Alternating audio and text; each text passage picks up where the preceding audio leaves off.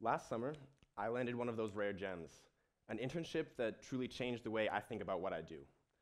I'm an international studies and political science major, and I'm interested in international politics and governance. My internship was with a nonprofit called Global Minnesota, which works to connect the local to the international. And my experience got me thinking about the ways that local organizations, particularly local and state governments, can play a role on the world stage. As it turns out, they can do a lot. Take Global Minnesota as an example. They enlist experts to give speeches and lead panels on certain topics. They host forums between members of the community to discuss those topics.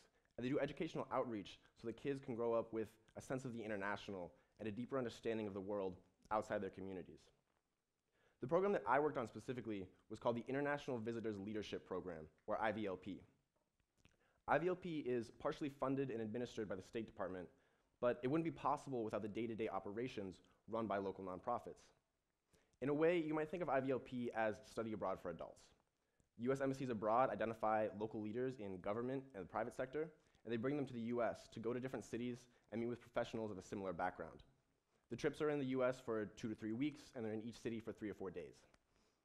What I found particularly interesting about IVLP is that this isn't just for political leaders and business owners. I worked with artists from Tunisia, with minority rights activists from Eastern Europe, journalists from Bangladesh. These are all different types of people from all different walks of life, participating in all different kinds of careers. IVLP is about building personal connections and what is a sort of local-to-local internationalism. And it's this concept of local-to-local internationalism that I became so interested in. Traditional conceptions of international politics tend to look at the big actors. We look at nation states and multinational corporations and multinational NGOs. But when we look at the world through this lens, we miss out on a whole other spectrum of political activity between smaller actors. And it's often the activity among these smaller actors which has more direct impact on our lives and which we as individuals have more ability to influence. IVLP works on the social and professional side of this, but there's also a more concrete legal, political, and economic side to it as well. And across the US, cities and state governments are realizing this, and there's a growing network of global governance based on this concept of local-to-local internationalism. And today I want to share with you a few areas in which state and local governments are transforming the way that we talk about and that we address global political issues. Those areas are international trade, combating climate change, diplomacy, and international human rights. For state governments, their main focus is international trade. There are currently 15 states which have opened their own foreign trade offices abroad to facilitate trade relationships. These offices serve 2 purposes. First, they attract foreign investment to the home state by building relationships and hosting informational forums. And second, they help small businesses from their home state begin and expand exporting by identifying potential markets abroad. Across the states, though the program serves similar ends, there's varying levels of commitment and methodology. Of course, some states don't participate in this at all. Others are small. For instance, Texas's sole offices are in Mexico City. Minnesota's only offices are in China. But compare that to a state like Pennsylvania. Pennsylvania has opened almost 20 offices worldwide, spanning all 6 inhabited continents and employing hundreds of people. In terms of methodology, New York's Global NY program gives out $35 million in grants and loans every year to help small businesses from New York begin in international markets. Other states take a more hands-on approach, like Kentucky. Kentucky doesn't give out money, but they offer direct hands-on assistance to businesses to help them grow. And these state policies affect international business all over the world. Some states realize that they have this influence, and they're leveraging it to fight climate change. You may have heard about state and local governments publicly declaring their commitment to the Paris Climate Agreement. But some states are going even further, and they're building their own agreements, their own initiatives. Rather than just setting policies within their own jurisdictions, they're actually building international coalitions and reaching across international borders to involve every government at every level in the collective fight against climate change. For example, California is currently working with Mexico to integrate their electric grids so that Californians can buy renewable energy from Mexican windmills.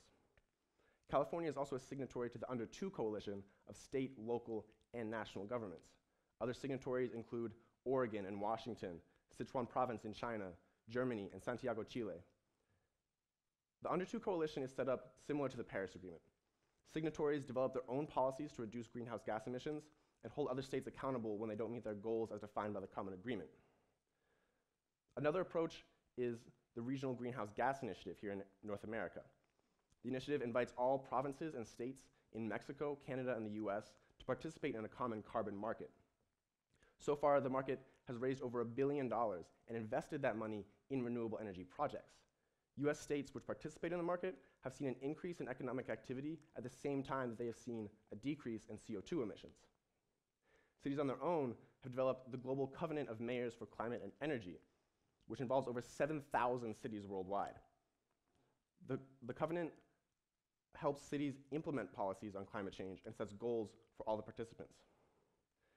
Similar to the Global Covenant is Global Parliament on Mayors, but whereas the Global Covenant focuses specifically on climate change, the Global Parliament addresses all issues which cities around the world face. They open up lines of communication between city governments and bring local and urban concerns to international policymaking forums. That's representative of the third way that state and local governments are influencing the world stage, and that's managing relationships abroad. By building political connections, these governments are creating political capital which could be used on a wide range of issues. For another example, take a look at Canada's efforts to connect with every level of US politics. Within the first few months of the Trump administration, Canadian emissaries held meetings with 35 state governors and lieutenant governors, as well as congressmen and mayors, to supplement their channels through the US State Department. This shows the extent to which state and local governments can conduct and influence international diplomacy. Cities on their own have also worked towards realizing a world which recognizes human rights. Cities all around the world have declared themselves human rights cities and vowed to structure their policies around international norms and agreements like the Universal Declaration on Human Rights. A few examples from the US include Pittsburgh, Pennsylvania, Seattle, Washington, and Jackson, Mississippi. This is important for two reasons. First, political recognition is incredibly important for moving human rights forward, and that's exactly what these cities are doing. By grounding their policies in international human rights norms, these governments are picking up the mantle of human rights and leading their communities forward, even when national governments can't or won't. Second, it's important because state and local governments have a lot of power to make human rights happen. Policies related to legal rights, policing, economic equality often aren't set at the federal level, they're set at the state and local level. And that means that the real and immediate decisions affecting human rights aren't made by national governments, they're made by state and local governments. When we think about international political issues, we should think big. We should come up with grand ideas and hold even grander ideals. But we shouldn't make that big thinking make us focus only on the big actors. States and cities have an incredibly important role to play in international politics, and that role is only going to grow as we move forward into a more interconnected world. Thank you.